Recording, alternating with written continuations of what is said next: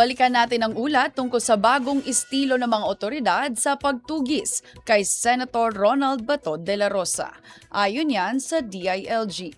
Umaabante sa balita si Abante reporter Ryan Reluban.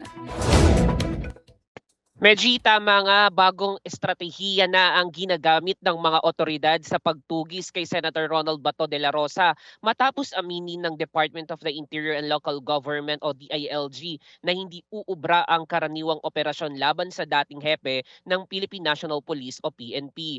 Ayon kay DILG Secretary John B. Cremulya, on track pa rin ang manhunt operation ng PNP at iba pang ahensya ng pamahalaan. Pero kinakailangan na anyang baguhin ang kanilang mga taktika dahil kabisado umano ni De La Rosa ang mga karaniwang galaw at pamamaraan ng mga pulis sa paghahanap ng mga pugante. Sinabi pa ng kalihim na gumagamit na ngayon ng mga otoridad na mas angkop at hindi pangkaraniwang estratehiya upang matunton ang nasabing senador. Gayon din ang dating Bureau of Correction Chief Gerald Bantag na kapwa nahaharap din sa operasyon ng mga otoridad.